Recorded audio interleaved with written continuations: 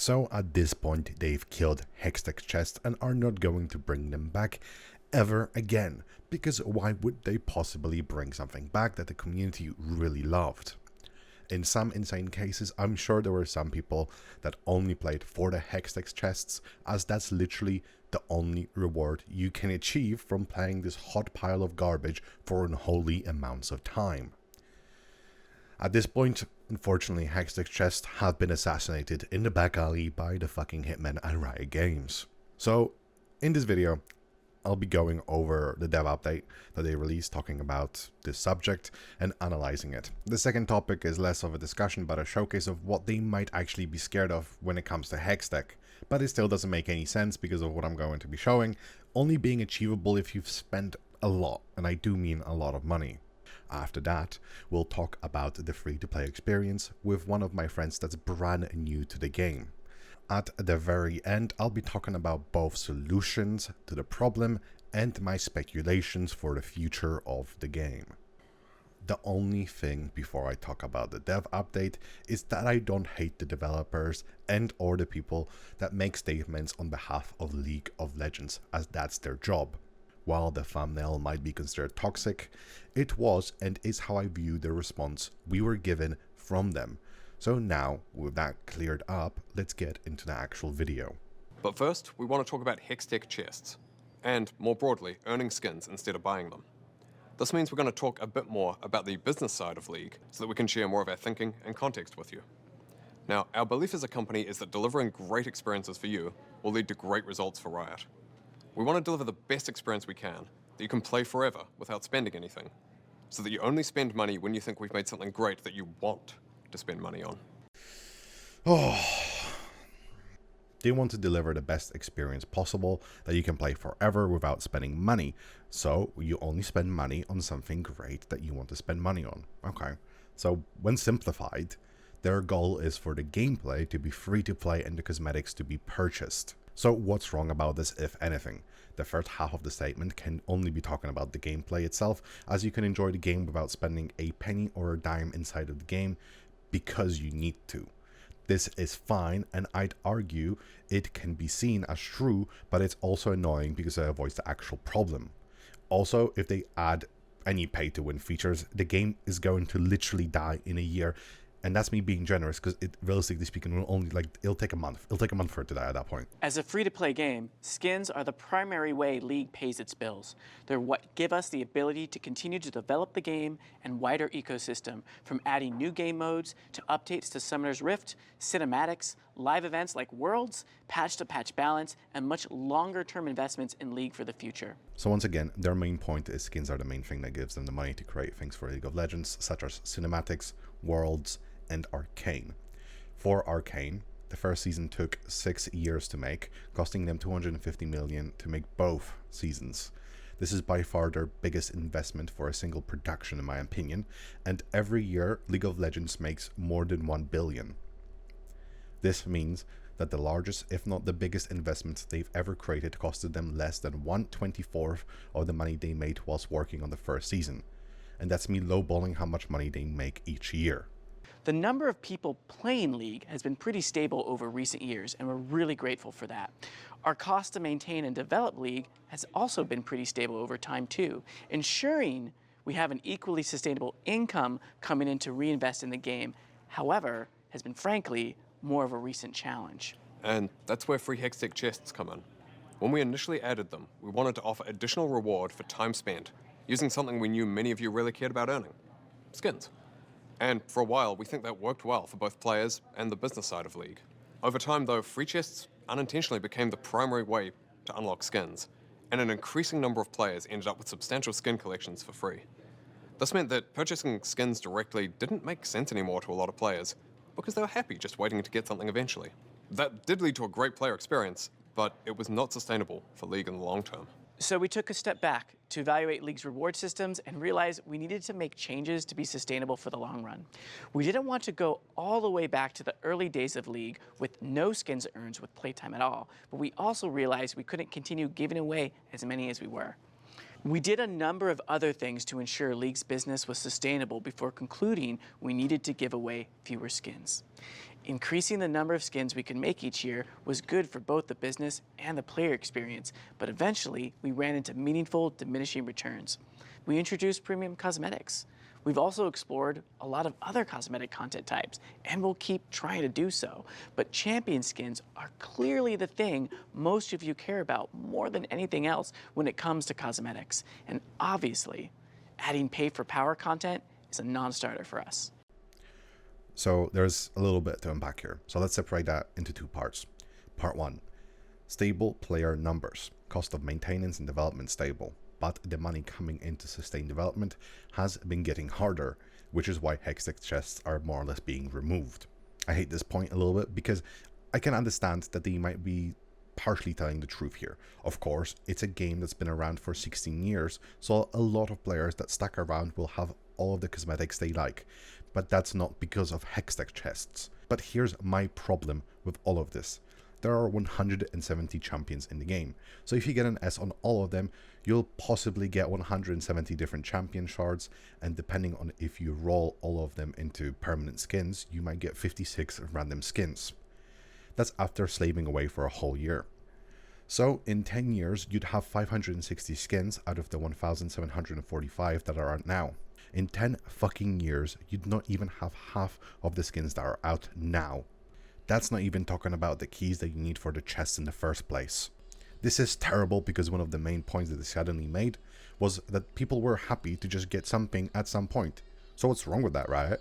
After playing your games for hundreds if not thousands of hours, people were able to get something for free consistently. So now all the free-to-play players that would normally just play the game to get some skins and play with their friends are going to be playing your game less now. That feels counterintuitive to me at least. So the second half of the points that were Hextech became the primary way to get skins for people, so they stopped spending money. Good for players, but not sustainable for League of Legends. Apparently that's why they increased the number of skins they were releasing and added premium skins. They plan to keep on experimenting with cosmetics, and lastly, the pay for power comment. So for Hextech to be a primary way of getting skins, you need to get a skin that you like and are possibly considering buying. So the odds of that happening in 1 year are less than 0.09742%. From my understanding, they fired hundreds of people at Riot Games around the time they were releasing a large number of skins, both possibly leading to skins being lower quality, which if anything would make more sense for people spending less money. Don't even get me started about the premium skins. They also are just bad, with you needing to spend around £200 or dollars to have a good chance of getting the skin in the first place. Honestly, like the pay for power comment, I'm not even going to talk about it. Honestly, if anything like that ever happens to League, like I said, it's going to be dead within a month to a year. We know some of you aren't interested in the business side of things, or even cosmetics in general, and that others won't believe this isn't about increasing profit year over year. This is about ensuring the sustainable long-term health of League, though. And we do hope this is helpful context for those of you who've been wondering what our thinking was with this change. We want to ensure League remains a great, fully free-to-play game. We believe a change like this, while unpopular, is the right call and allows us to deliver not just on our plans today, but also our plans for League in the future. Now, we'll be sure to give you more context on our thinking behind changes to skins and any other related systems in the future as well. And we're currently doing a lot of global surveying and discussion with players about what is and isn't working. Speaking of which, we want to talk about some changes we have coming to Battle Passes. First up, we've got some improvements to the Battle Pass skins. We've heard a fair bit of feedback that those skins don't feel like they're good enough in various respects. We agree with a lot of that feedback. We're going to be looking to add more distinct visual effects and more pronounced model changes. We're also planning to deviate from a season's theme a bit for some future pass skins, given the risk we otherwise overdo the same sorts of visual appearances and/or pushing champions into themes that don't make sense. Now, because it takes some time to make or modify skins, those improvements won't be present in the Act 2 Battle Pass skins that you'll see in a couple of weeks. They will, however, be fully reflected in the pass skins for Season 2, which starts in May. Additionally, if you don't already own the champion for the Battle Pass skins, unlocking the skin will also unlock that champion for you. We also want to clear up how skins in the Battle Pass affect the champion's skin cooldown. We don't look at past skins when deciding when a champion is due to get their next regular skin. So if Alistar appears in the Act 2 Battle Pass, he can still receive another skin later this year.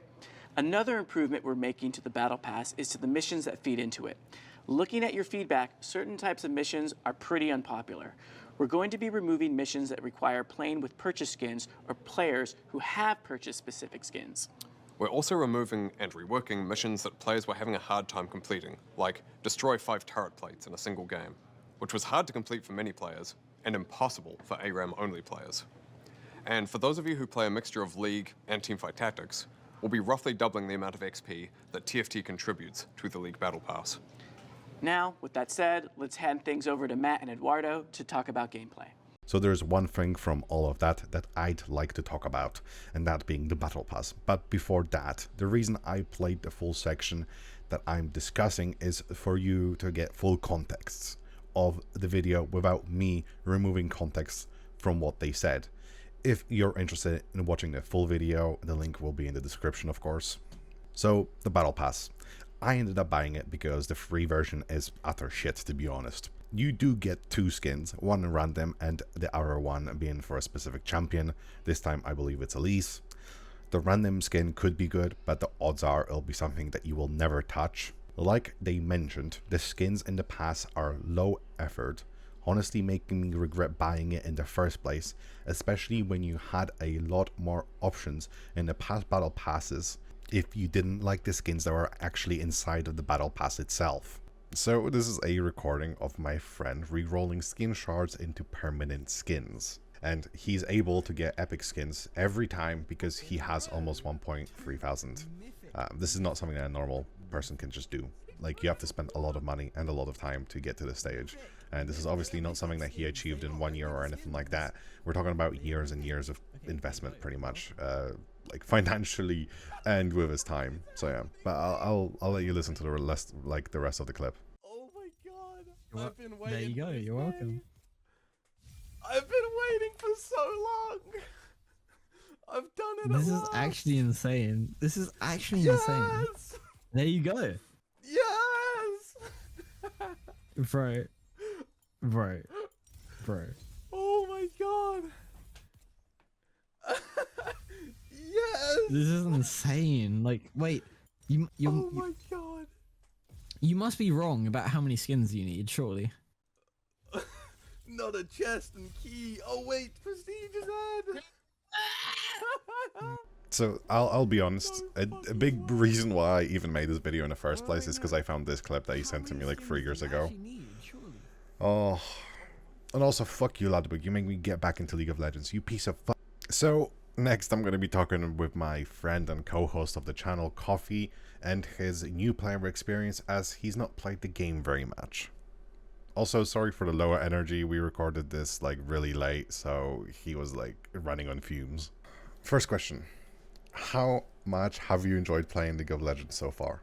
I mean, technically, I've enjoyed it. It's similar to the experience of playing a hard game like Dark Souls, but slowly getting it. But League is definitely quite a bit different. That's fair. How long do you think you've played the game now? Like how many hours, maybe? I guess 50 hours, give or take. How much time do you think it would take for you to start feeling comfortable with the game? Probably like 300. What is your opinion, if you have any, for like the removal of the Hextech Chests and the state of the Battle Pass? Well, for me, the Battle Pass has like no value. Maybe at one point it might have something that I might want, but I don't really play the game enough to like want to buy it. Plus, it's not a like the current one is not a large Battle Pass either. As for the Hextech Chests, I started playing the game just as they were being removed. So I saw them and then they were gone. It's also insane because they removed the Hextech chest and also they made the Battle Pass worse, in my opinion. Because what they used to have is they used to have a system where you got a similar thing, but rather than getting reward, you would earn a currency, and that currency then could be exchanged for multiple different items within a shop almost. Yeah, and that seemed fair. Yeah, because for example, let's say you don't like the skins that are like in the Battle Pass this time around, or like the shop for the Battle Pass. What you could do is you could spend that money on things like capsules, which then have skin shards, and you know, you could get a skin that you want in there, you know what I mean? What do you think of the new player experience for this game, just overall? New play experience? Horrible. From my personal experience, if I didn't have friends to play with, I wouldn't be playing the game at all. I also tried getting into the game on my own like years before. Couldn't do it. Couldn't do it because I had no fucking idea what I was doing, and it's not as if the bot matches teach you anything at all. There's no game that has this much of a difficulty curve like League. No game that I've ever played that has such a massive one. Yeah, this is the last question. It's more or less just a follow-up. Do you think there's anything that they could do to actually make the player experience, like the new player experience, any better? I think the main problem with League, which is also a good thing about it, is how long it's been up. They can't get a lot of new players into the game because it's like, yeah, you can watch like Arcane, really like it, but League is nowhere near that. I don't think it'll ever be a new player friendly game ever. But yeah, I mean, that's good. Anything else that you'd want to say about the game and your experience? Pantheon is a G. They are called gods, but when they die, you cannot hear their howls above the wind. So let's talk about how things can possibly be fixed. First, just bring back the chests and nerf them.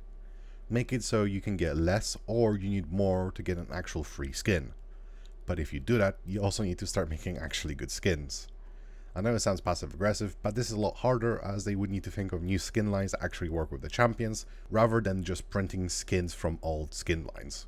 If you like playing a character like Jinx, for example, but the $200 skin looks less appealing than the Star Guardian one, you probably made a mistake. Option 2. Make the battle pass super good for the free to play, adding a lot more rewards. A version of this is both what Helldivers and Marvel Rivals have, allowing people to level specific battle passes with skins they like even after months or years of the battle pass ending could help with the free to play and casual experience. In the first place, how do we make them make a change? A good way is to just make more memes like a lot of people have been doing, but the more extreme version is not to buy the skins and battle pass. Here is a video that talks about this in more detail. The link will be in the description. And talk mainly about Hextech Chests, because it seems it's simply over. Or is it? Well, I believe there still could be one way to force Riot to give them back, and that is a boycott. No, don't worry, I don't mean you would have to quit League for a few weeks. The best way we could do this is by still playing the game, but completely ignoring the skins and not buying them at all. As for the future of the game, well, I hope this doesn't happen, but they could jump ship at one point. Right now, they are starting to milk the game for what it's worth, and unfortunately, they could keep this going until the MMO comes out. After the MMO releases, they could very easily transfer all of the resources that League of Legends has towards the MMO if it's successful. So that's more or less the end of the video. I hope you enjoyed, and if you stuck around, maybe click the like or subscribe button. Realistically speaking, we never talk about League of Legends on this channel. This is more of an anime review channel where we talk about anime related stuff just in general. If you do subscribe, be aware that I'm not probably going to be talking about League of Legends ever again. But yeah, if you have any opinions that either think I'm being stupid or agree with me, then make sure to pop them in the comments. I would love to have a discussion with the community about this kind of dumpster fire that things are becoming now. Well, anyway, thank you for watching, like I said before, and hopefully I'll see you in another video.